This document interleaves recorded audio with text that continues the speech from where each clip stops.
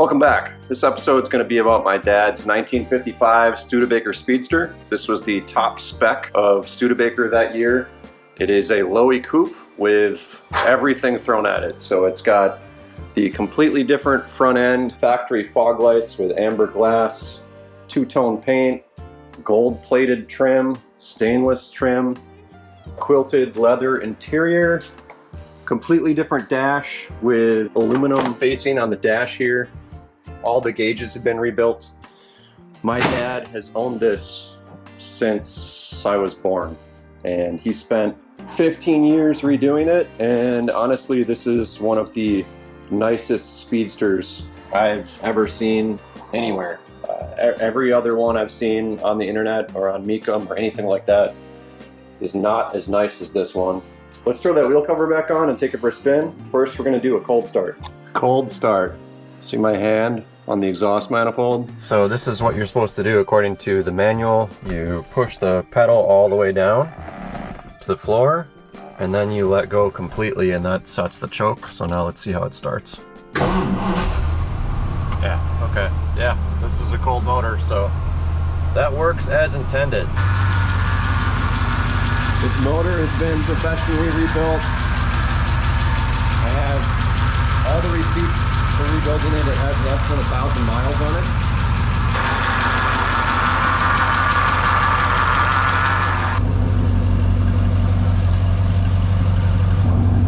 One of the only things that's not stock on the car is it has dual stainless exhaust. It's slightly bigger diameter than stock.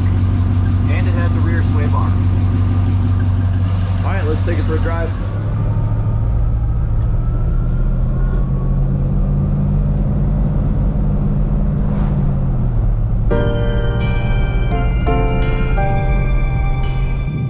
For most of my life, this car was just sitting tucked away in storage, waiting to be restored.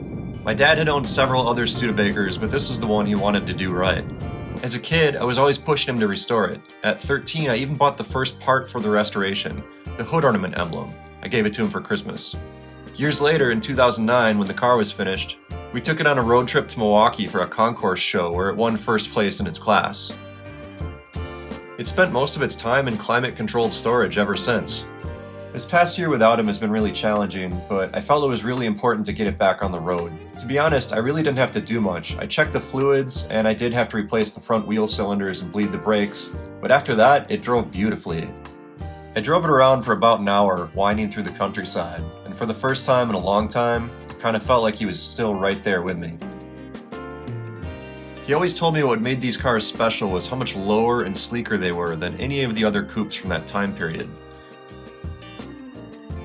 People called them Lowy coupes after Raymond Lowy, who's considered the father of industrial design. This stuck with me somehow.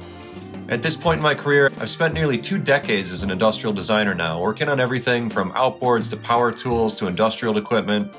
But if I trace all that passion back, it starts right here with this exact car.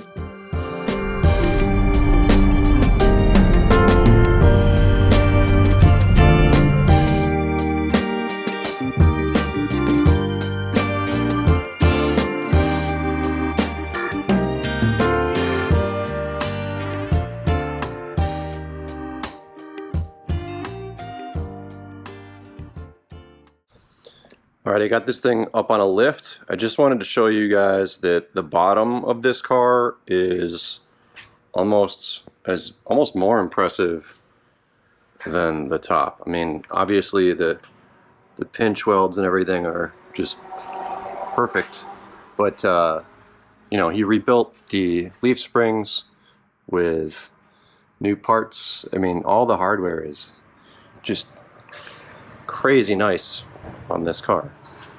So I'm trying to present this car as honestly as I can, but it's hard to find many flaws in it.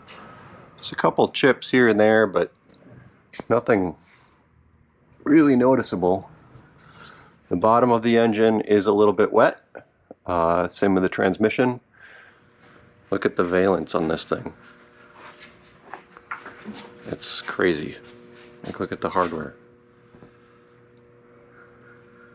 So all in all, this is pretty much the nicest Speedster that I've seen.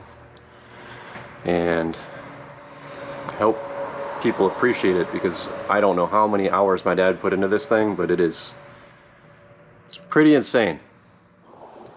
All right, there you go. There's the 1955 Studebaker Speedster. This video is probably going to launch right when this thing is on auction at Bring a Trailer. I have way too many cars right now, and I can't keep all of them. And I know that my dad put so much time and effort into this, but it's honestly just so nice that I'm a little afraid to drive it. I'll probably regret it at some point in the future, but for now, we got to learn to let go, I guess. It just seems like the older you get, the more losses you have, the more you gotta say goodbye to things. And this is time for someone to have this thing dominate the show circuit, because man, I can't imagine entering a car show and not getting first place with this thing. I mean, look at it.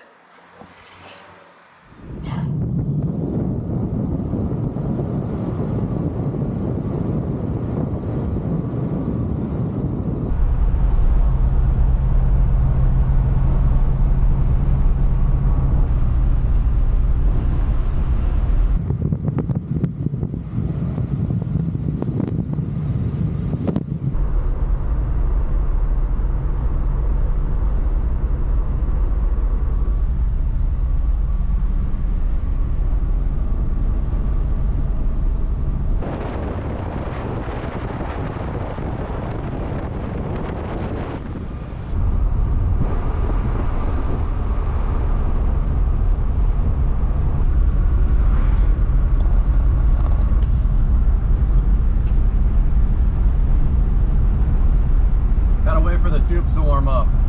Crossing by Bridgetop, and Matt LePay is on his way down to Evanston, Chicagoland area of Wisconsin.